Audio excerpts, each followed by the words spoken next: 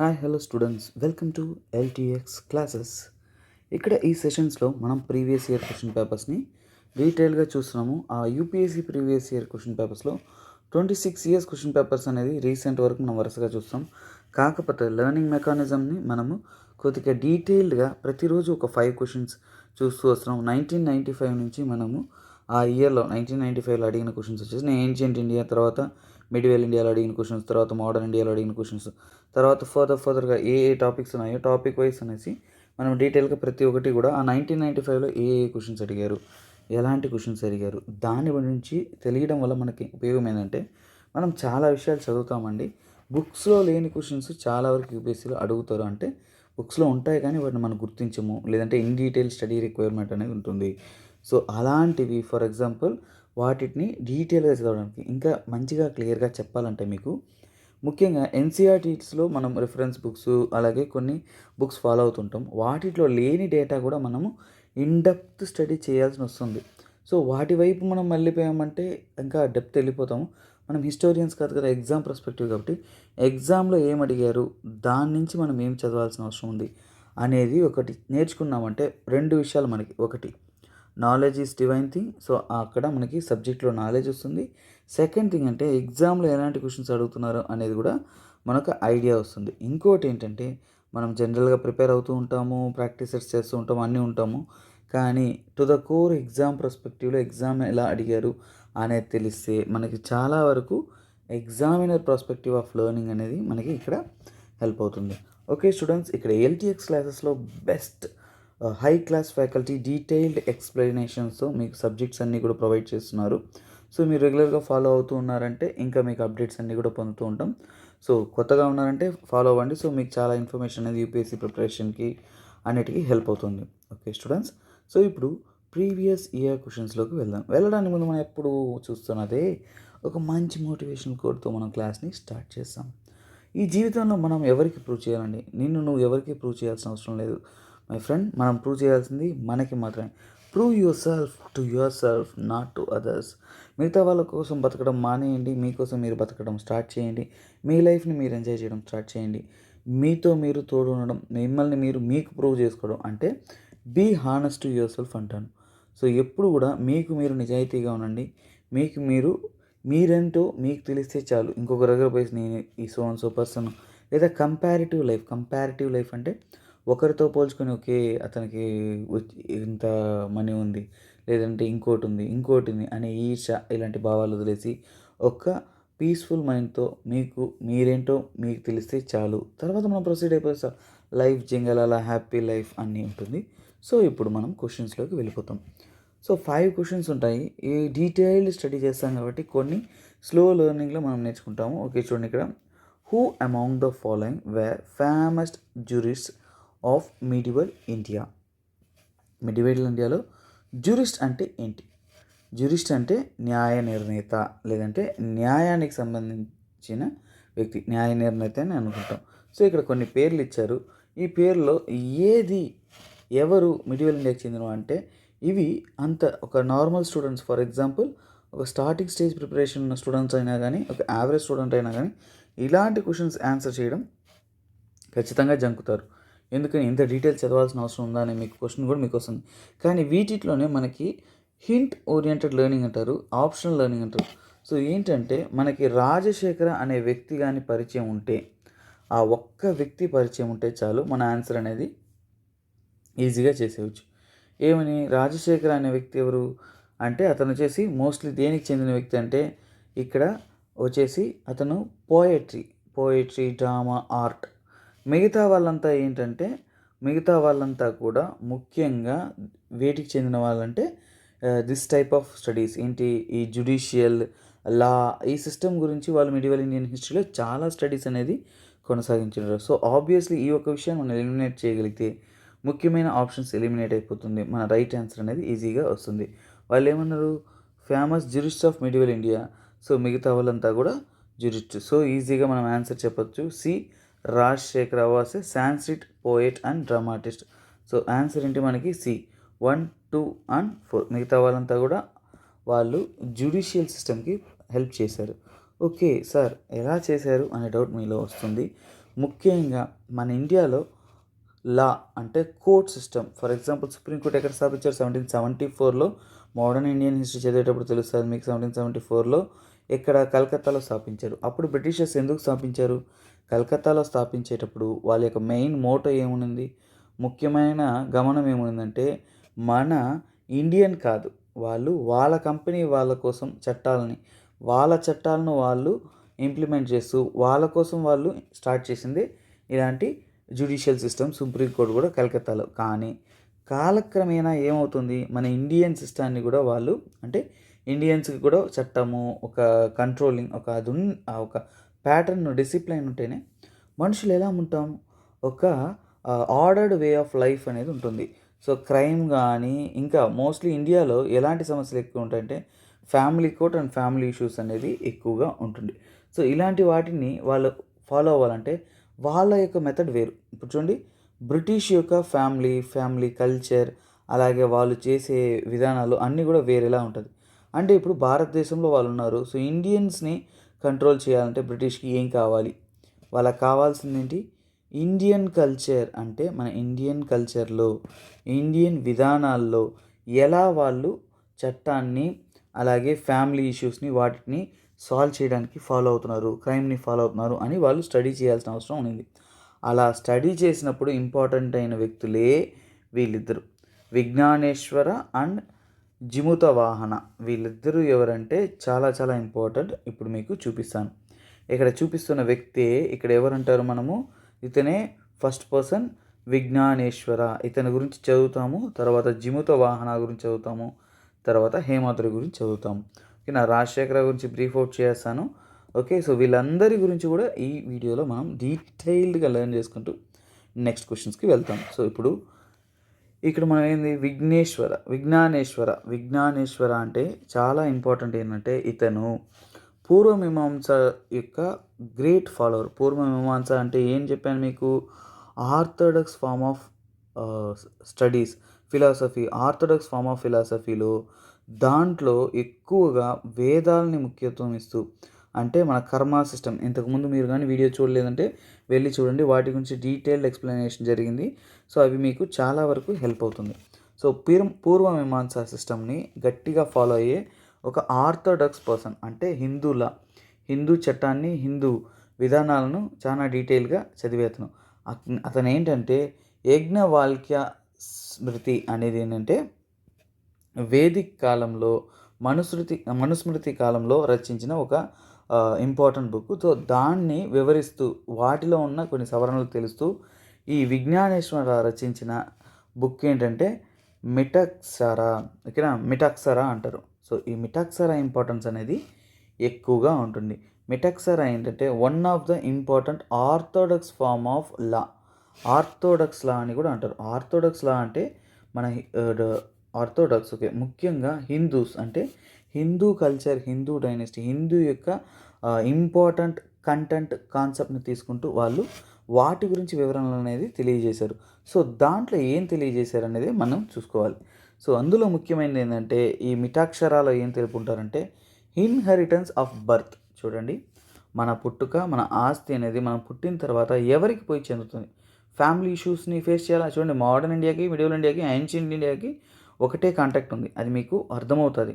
Modern ఇండియాలో ఎక్కడ contact ఉంది మీకు చెప్పానా, కలకత్తాలో కోర్ట్ పెట్టారనేసి. సో బ్రిటిష్ పరిపాలించడానికి వాళ్ళకి జస్టిస్ సిస్టమ్ కావాలి. అప్పుడు ఇండియన్ జస్టిస్ సిస్టమ్ని వాళ్ళు తీసుకోవాలి. ఇండియన్ జస్టిస్ సిస్టమ్ని ముందు చదవాలి, అందులో ఉన్న అంశాలను తీసుకుంటూ ఇండియన్స్కి వాళ్ళు కంట్రోల్ చేయాలి, అంటే ఇండియన్స్ కోసం లా మేకింగ్ చేయాలి. సో ఇండియన్స్కి లా మేకింగ్ కోసం వీటిని చదువుతున్నారు. అందులో ముఖ్యమైనది ఏంటంటే ఈ మిటాక్షరా చదువుతున్నప్పుడు దాంట్లో ఏముంటుందంటే ఇన్హెరిటెన్స్ ఆఫ్ బర్త్, అంటే ఒక ఆస్తి చనిపోయిన తర్వాత ఎవరి దగ్గరికి వెళ్తుంది, కొడుకుకి వెళ్తుంది అనేది అక్కడున్న కాన్సెప్ట్. కాకపోతే విజ్ఞానేశ్వర ఉన్న కాలంలోనే, ఎవరి కాలంలో ఉన్నారు, వెస్టర్న్ చాళుక్య సభలో, కోర్టులో ఉన్నాడు. ముఖ్యంగా వెస్టర్న్ చాళుక్య కాలంలో ఇతను చేసి ఒక జస్టిస్ లాగా, న్యాయ నిర్ణేత లాగా యాక్ట్ చేస్తూ ఉన్నతనే విజ్ఞానేశ్వర. సో ఇతను మేక్ చేసిన చట్టమే ఇప్పటికి కూడా ప్రెసెంట్ డే మనం ఫాలో అవుతున్న చట్టాల్లో చాలా వరకు ఉన్నాయి. ఏంటంటే ఆర్థోడాక్స్ హిందూస్ ఫాలో అవుతారు ముఖ్యంగా, అంటే మ్యాక్సిమం మెంబర్స్. సో మిటాక్షరాలో ఏంటంటే ఇప్పుడు తండ్రి చనిపోయారు, ఒక ఆస్తి అంతా ఎవరికి పోయి చేరుతుందంటే తన కొడుకుకి పోయి చేరుతుంది. అంటే the son has the highest ownership of his wealth or anything. So ఇక్కడ ఇన్హెరిటెన్స్ అనేది హెరిడిటరీగా వస్తుంది అనేది చెప్తున్నారు. అదేలాగా ఒకవేళ అతను చనిపోతే తన విడోడ్ వైఫ్కి అనేది ఫుల్ పవర్ ఉండదు. ఇవి ఏంటంటే ఒక పంజాబ్ మరియు బెంగాల్, ఒక ఇండియాని తీసుకున్నామంటే మొత్తం ఇండియా రీజియన్స్లో ఈ చట్టం అనేది పాటించారు, ఒక పంజాబ్ మరియు బెంగాల్లో తప్ప. అక్కడ ఇంకో విధానాన్ని పాటించారు, అది ఏంటంటే దయాబాగా. సో దయాబాగా అనేది ఎక్కడ పాటించారు? బెంగాల్ మరియు పంజాబ్. సో ఆ దయాబాగా అనేది కూడా ఇండియన్ లా సిస్టమే, ఇదే ఇన్హెరిటెన్స్ ఆఫ్ బర్త్నే చెప్తుంది. కాకపోతే ఈ మిటక్సరా అనేది ముఖ్యంగా దేని గురించి చెప్తుందంటే చాలా డీటెయిల్డ్ ఆర్థోడాక్స్ స్టడీ. ఆర్థోడాక్స్ ఎందుకన్నాను ఇక్కడ, పూర్వ మీమాంస అనేది ఆర్థోడాక్స్ సొసైటీ గురించి చెప్తుంది. సో ఆబ్వియస్లీ మిటక్సరా అనేది ఆర్థోడాక్స్, కానీ దయాబాగా అనేది కొద్దిగా వెస్టర్నైజ్డ్ లాగా, మోడర్న్ డే ఎరా లాగా అది చెప్తుంది. ఆ దయాబాగా రచించింది ఎవరంటే అదే నెక్స్ట్ పాయింట్ చూడండి. నేను చెప్పాను ఫస్ట్ మీకు విఘ్నేశ్వర గురించి చెప్తాను, తర్వాత జిముత వాహన గురించి. ఆ జిముత వాహన రచించిందే ఈ దయాబాగా. సో ఈ దయాబాగా గురించి చూద్దాం. It's a family law. So ఇక్కడ దయాబాగా ఏంటంటే ఇది కూడా హిందూ ట్రెడిషన్స్లోనే జిముత వాహన రచించిందే ఈ దయాబాగా. చాలా సీరియస్, చాలా ఇంపార్టెంట్, గుర్తుపెట్టుకోండి. ఎందుకంటే మనం బుక్స్లో ప్రిపేర్ అయ్యేటప్పుడు ఎక్కడో మూల వస్తుందో ఏమో, సరే దాన్ని ఇగ్నోర్ చేస్తాము. ఇలాంటి క్వశ్చన్స్ అప్పుడు మన డీటెయిల్ స్టడీ అనేది కొనసాగించాలి. సో దయాబాగా ఏంటంటే ముఖ్యంగా బెంగాల్ మరియు పంజాబ్ ప్రావిన్సెస్లో ఎక్కువగా వాళ్ళు పాటిస్తున్నారు. ఈ దయాబాగా అనే దాన్ని బేసిక్ తీసుకుంటూనే దాన్ని తిరస్కరిస్తూ ఇప్పుడు ఏమొస్తుంది, Hindu succession act 1954.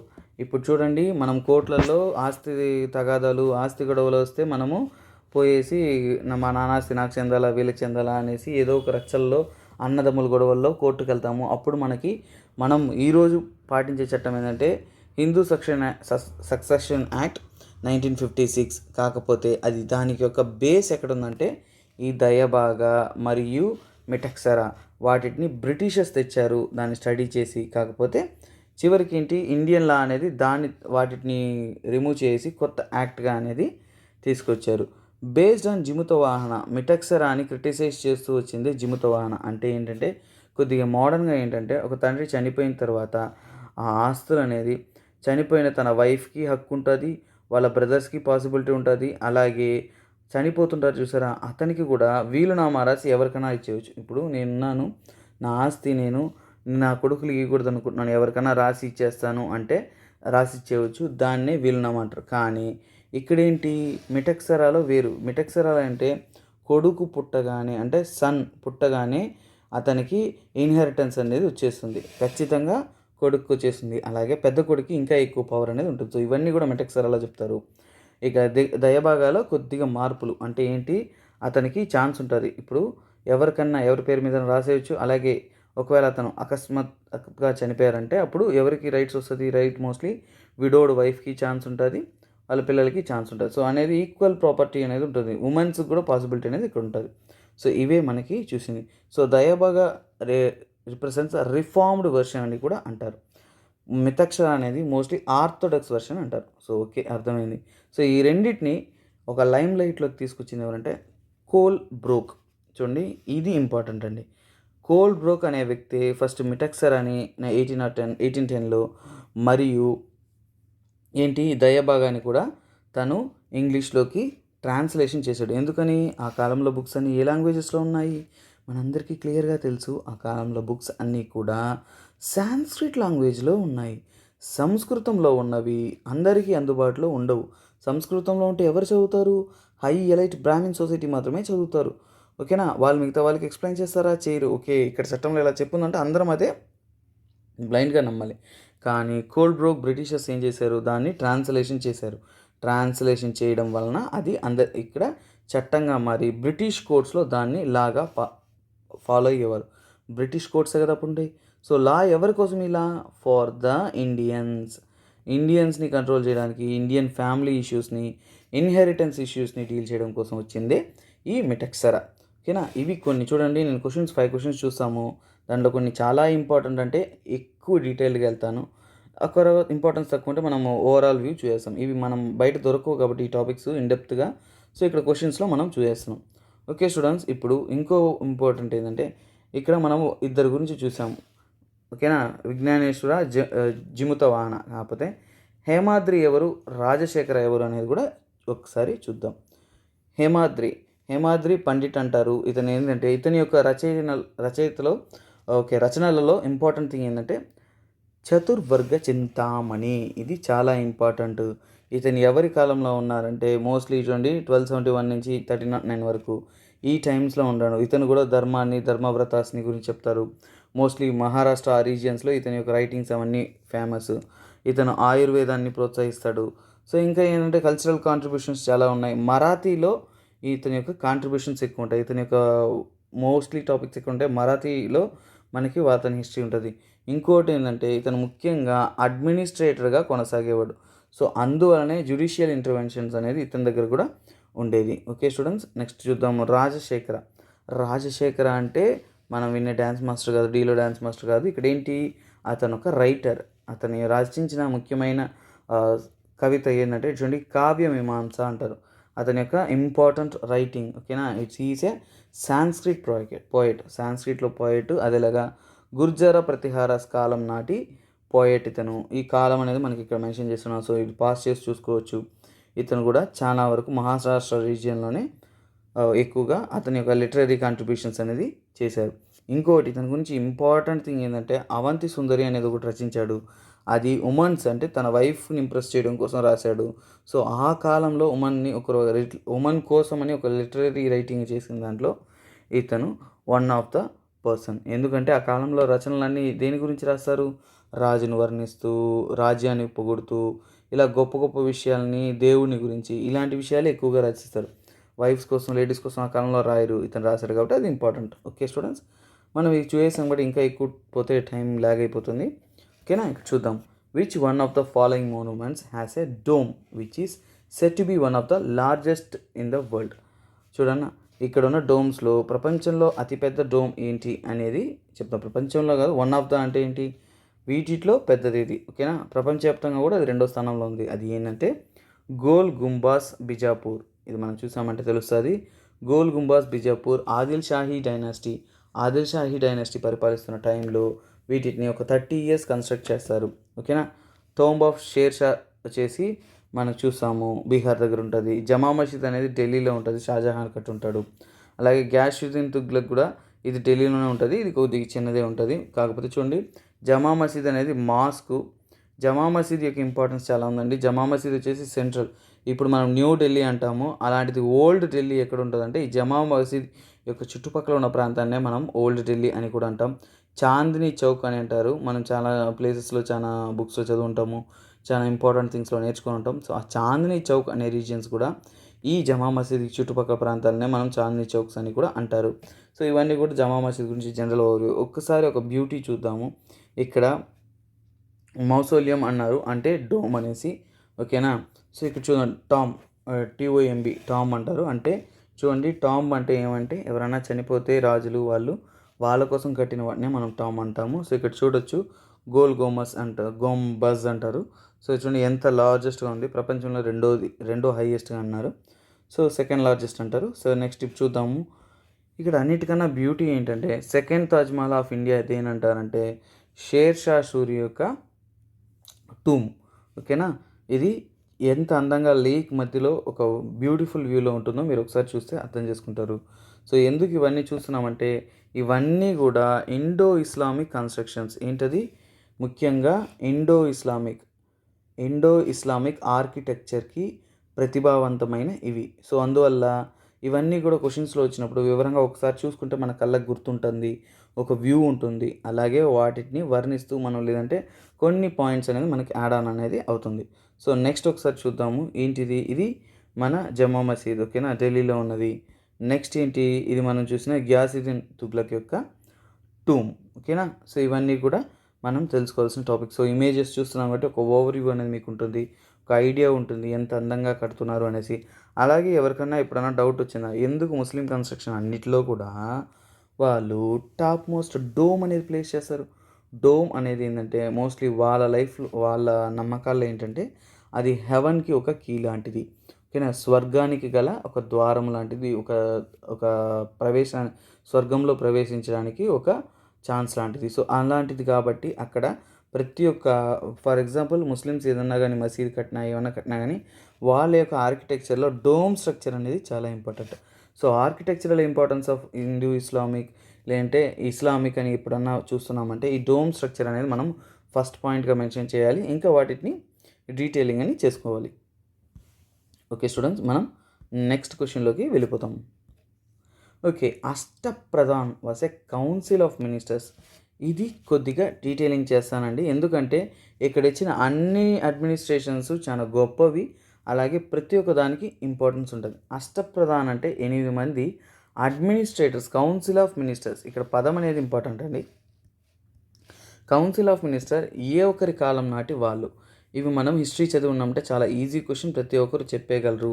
Shivaji అడ్మినిస్ట్రేషన్లో, Chhatrapati Shivaji administration కాలంలోనే అతను ఏం చేస్తాడంటే అష్టప్రధాన్ అనే సిస్టాన్ని ఇంట్రొడ్యూస్ చేసి కౌన్సిల్ ఆఫ్ మినిస్టర్స్. ఈరోజు మనము ఇండియాలో ప్రైమ్ మినిస్టర్తో సహా కౌన్సిల్ ఆఫ్ మినిస్టర్ చూస్తాము.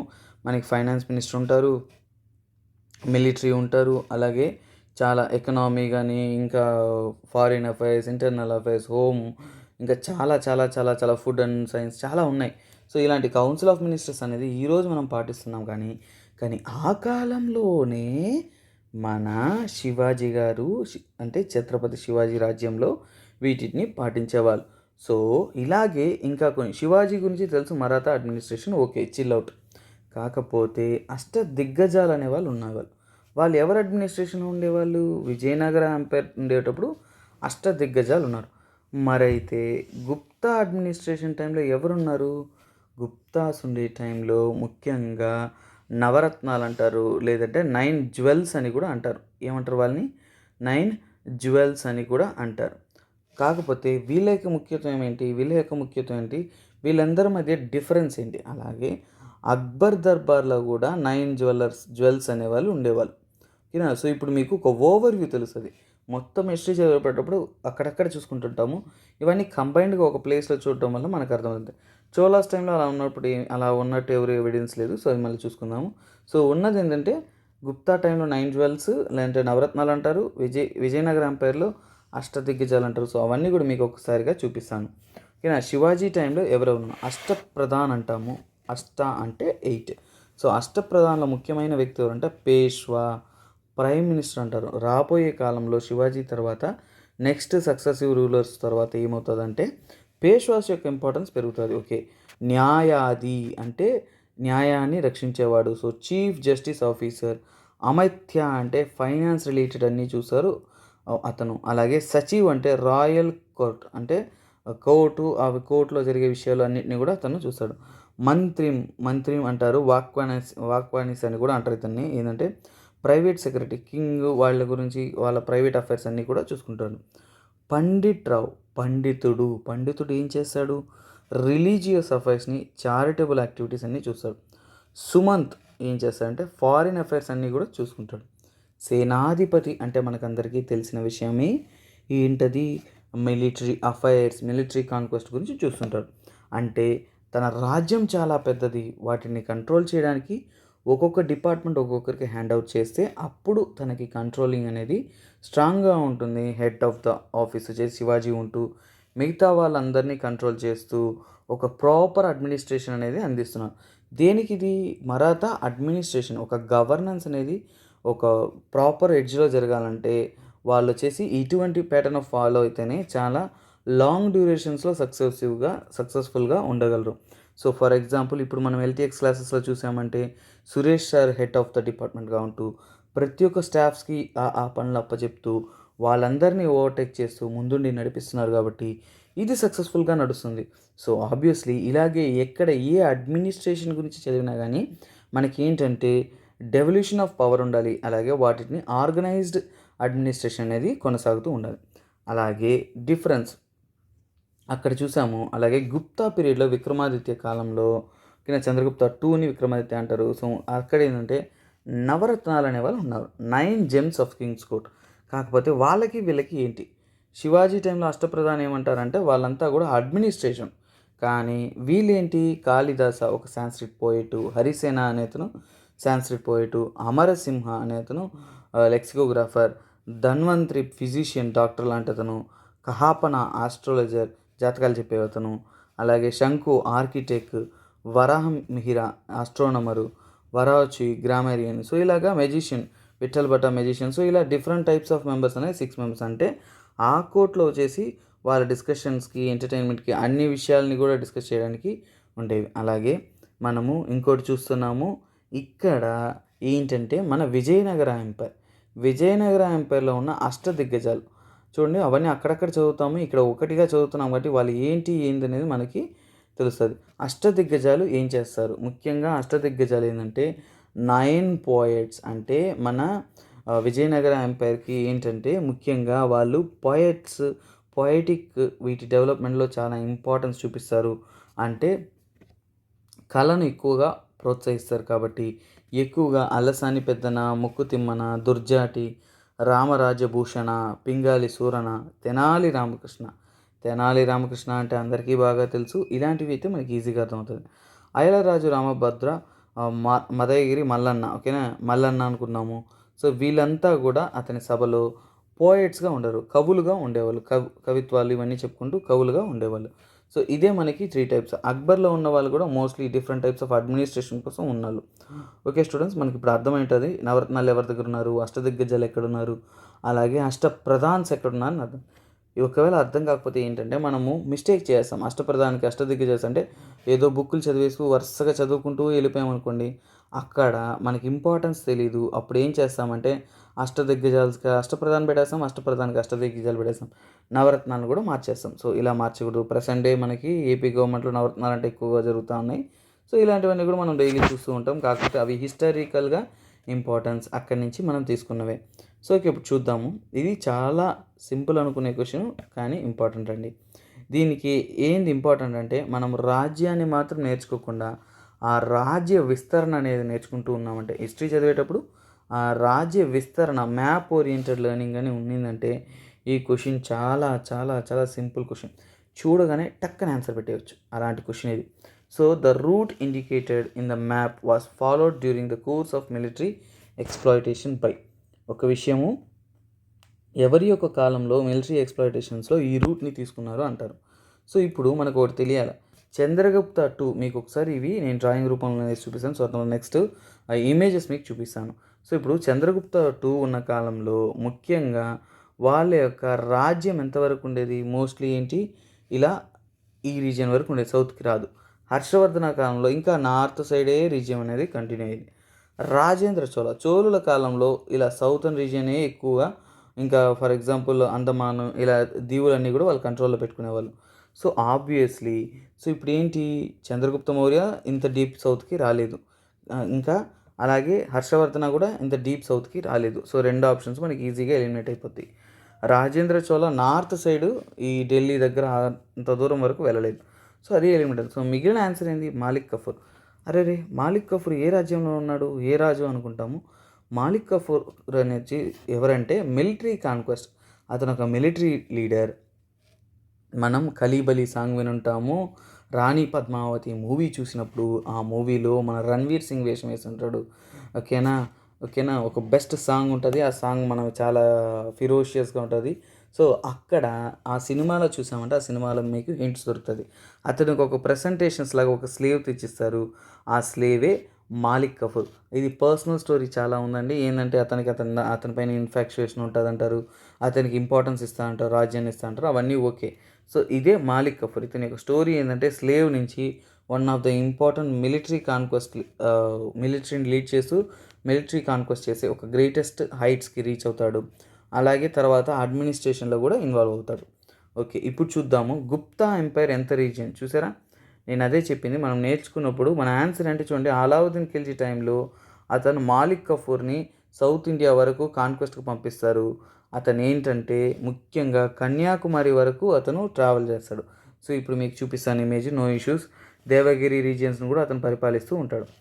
సో ఇప్పుడు గుప్తా ఎంపైర్ ఎంతకాలం ఉన్నారు. సో ఇమేజెస్ చూడటం వల్ల మీకు ఒక ఊహాత్మకమైన స్టడీ వస్తుంది. సో ఎగ్జామ్స్లో ఏదైనా ఇలాంటి ఒక క్వశ్చన్ వస్తే వెంటనే టు ద పాయింట్ వెళ్ళే అవకాశాలు ఎక్కువ ఉంటాయి. సో గుప్తా ఎంపైర్ వచ్చేసి ఇంత రీజియన్స్ని కంట్రోల్ చేస్తున్నారు, మోస్ట్లీ నార్త్. హర్ష ఎంపైర్ చూడండి, హర్షవర్ధన డైనస్టీ అంటారు, ఇది కూడా అదే టైంలో చాళుక్యాస్ వీళ్ళంతా కూడా ఉన్నారు. సో ఈ సౌత్కి అయితే రాలేదు. ఇంకా విషయం, చోళుల గురించి చూసామంటే మోస్ట్లీ సౌతర్న్ రీజియన్ మరియు ఇంకా వాళ్ళు చాలా వరకు కొన్నిసార్లు ఇండోనేషియా ఇలాంటి దీవుల వరకు కూడా వెళ్ళారని చెప్తారు. కానీ ఈ ఢిల్లీ ఇలాంటి కోర్ నార్త్ ఇండియాస్కి రాలా. కానీ ఈ రీజియన్స్ మొత్తం ఎవరి చేతిలో ఉంది? ఈ ఇమేజ్ చూస్తే మీకు ఆన్సర్ అనేది వచ్చేస్తుంది. సో చూసారా? సో ఇది ఎవరి కాన్క్వెస్ట్? మాలిక్ కఫూర్ కాన్క్వెస్ట్. ఎవరి కాలంలో? అలావుద్దీన్ ఖిల్జీ కాలంలో. ఓకేనా? ఇది. సో ఇక్కడ ఈ ఇమేజ్ని మీరు ఒకసారి చూడండి. వాళ్ళు అడిగిన క్వశ్చన్ని ఇక్కడ డ్రా చేసి చూడండి. ఇలా వచ్చి ఇలా అటాక్ చేస్తూ ఈ రీజన్ వరకు మోస్ట్లీ కన్యాకుమారి వరకు వెళ్తాడు ఇతను మాలిక్ కఫూర్. అలావుద్దీన్ ఖిల్జీ కోసం పనిచేసే వ్యక్తి. ఓకేనా? సో ఇప్పుడు మీకు అర్థమైంది క్లియర్ కట్గా. సో ఆబ్వియస్లీ సో మన ఆప్షన్ అనేది ఈజీగా ఉంటుంది. సో ఈ మ్యాప్ ఓరియంటెడ్ ముందే కానీ చూస్తున్నారంటే ఆ క్వశ్చన్ని ఎగ్జాక్ట్గా మనం రాసేస్తాం. లేదంటే మనం కొద్దిగా కన్ఫ్యూజన్లో పడిపోతాం. ఎందుకని మాలిక్ కఫూర్ ఇంపార్టెంట్ రాజు కాదు కాబట్టి కొందరు ఏం చేస్తారు, చూడగానే గుప్తా ఎంపైరే ఎక్కువ రాజ్యాన్ని పరిపాలించింది, so we go for Gupta అంటారు. కానీ మాలిక్ కఫూర్ గురించి మనం చదువుంటేనే అర్థమవుతుంది. ఓకే స్టూడెంట్స్, నెక్స్ట్ క్వశ్చన్లోకి వెళ్తాము. ఓకే, ఇక్కడ చూడండి. In the interim government formed in 1946 vice president of executive council was. చూడండి, స్వతంత్రం రావడానికి ముందు మనం ఒక ఇంటరిమ్ గవర్నమెంట్ అనేది ఫామ్ చేస్తారు. అంటే ఎలక్షన్ విధానం కండక్ట్ చేస్తారు. 200+ వచ్చేసి మనకి కాంగ్రెస్ గెలుచుకుంటారు. తర్వాత 73 వచ్చేసి నెక్స్ట్ వచ్చేసి ముస్లిం లీగ్ గెలుచుకుంటారు. కాకపోతే వీళ్ళతో ఎప్పుడు ముస్లిం లీగ్ అనేది ఇంటరిమ్ గవర్నమెంట్కి సపోర్ట్ చేయదు. కానీ ఇంటరిమ్ గవర్నమెంట్ ఫామ్ అయినప్పుడు అక్కడ ప్రెసిడెంట్ మరియు ఎగ్జిక్యూటివ్ గవర్నర్ జనరల్ అనేది చూడండి స్వతంత్రం రాలేదంటే ఎవరి కింద ఉన్నట్టు? ఇంకా బ్రిటిష్ కిందే ఉన్నట్టు. సో ఆబ్వియస్లీ ప్రెసిడెంట్ అనేది మన ఇండియాకి ఇస్తారా? ఈరు. సో అందువల్లనే వైస్ ప్రెసిడెంట్ ఎవరిని ఉంచారంటే జవహర్ లాల్ నెహ్రూ. సో ఇంటరిమ్ గవర్నమెంట్లో ఎవరెవరు ఏ పోస్ట్ తెచ్చుకున్నారనేది మనకి ఎగ్జామ్ పాయింట్ ఆఫ్ వ్యూలో చాలా చాలా చాలా ఇంపార్టెంట్. చూడండి, ఇంతకుముందు క్వశ్చన్ వరకు ఎక్కడ ఏ టాపిక్ చూసాము? చూడండి, ఫస్ట్ యాన్షియంట్ ఇండియా టాపిక్స్లో ఉన్న క్వశ్చన్స్ చూసాము. ఒక 9 క్వశ్చన్స్ వచ్చాయి. తర్వాత ఒక 6 క్వశ్చన్స్ అనేది మనకి మిడివల్ ఇండియాలో వచ్చింది. ఇవన్నీ ఏ ఇయర్ పేపర్లో? 1995 పేపర్లో.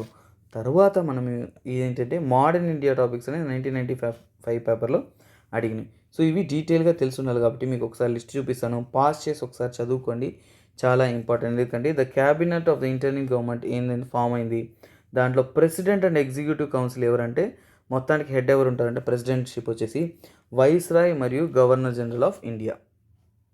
అప్పుడు ఎవరంటే విస్కౌంట్ వెవెల్ అనే అతనే ఉన్నాడు. తర్వాత లార్డ్ మౌంట్ బెటన్గా మారారు. అంటే అతని కాలం అయిపోయిన తర్వాత ఇంకొకరు. అంటే చూడండి, ఇంటరిమ్ గవర్నమెంట్కి ప్రెసిడెంట్ ఎవరైనా ఎప్పుడన్నా అడిగారంటే వెవెల్ అన్నా ఉండొచ్చు. ఫస్ట్ అంటే వెవెల్, నెక్స్ట్ 1947 అన్నా అంటే లార్డ్ మౌంట్ బెటన్. కానీ కమాండర్షిప్ కూడా ఎవరి దగ్గర ఉంది? బ్రిటిష్ చేతిలోనే ఉంది. కానీ వైస్ ప్రెసిడెంట్ ఎవరిని పెట్టారు?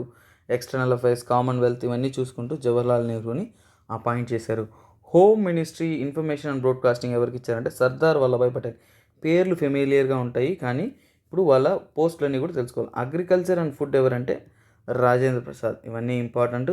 కామర్స్ వచ్చేసి ఇబ్రాహీం ఇస్మాయిల్ చుంద్రిగర్. తర్వాత డిఫెన్స్ వచ్చేసి బల్దేవ్ సింగ్. ఫైనాన్స్ వచ్చేసి లియాఖత్ అలీ ఖాన్.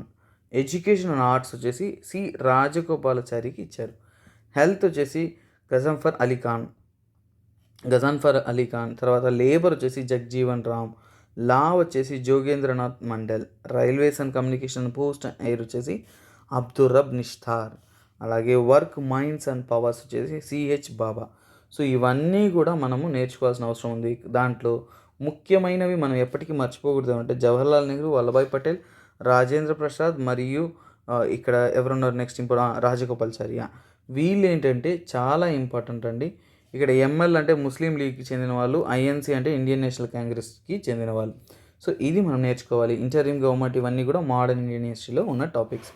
ఓకే స్టూడెంట్స్, ఈ రోజుకి ఈ టాపిక్స్ 5 క్వశ్చన్స్ అనేది నేర్చుకున్నాము. 5 క్వశ్చన్స్ నుంచి చాలా డెప్త్ రిలేటెడ్ లెర్నింగ్ అనేది చేస్తూ ఉన్నాం. సో రోజు కూడా ఇలాగే కొనసాగుతూ ఉంటాయి. ఇంకా డీప్ లెర్నింగ్ అనేది చేస్తాము. చాలా వరకు మీ బుక్స్లో ఎక్కడన్నా కానీ మిస్ అవుతున్న కాన్సెప్ట్స్ని ఎగ్జామ్ పాయింట్ ఆఫ్ వ్యూతో, ఎగ్జామ్ ఓరియంటెడ్ లెర్నింగ్తో మనము ప్రొవైడ్ చేస్తూ ఉంటాము. Okay students, thanks for watching LTX classes. This is me, SP Rajan, signing off. Have a nice day. Bye, take care.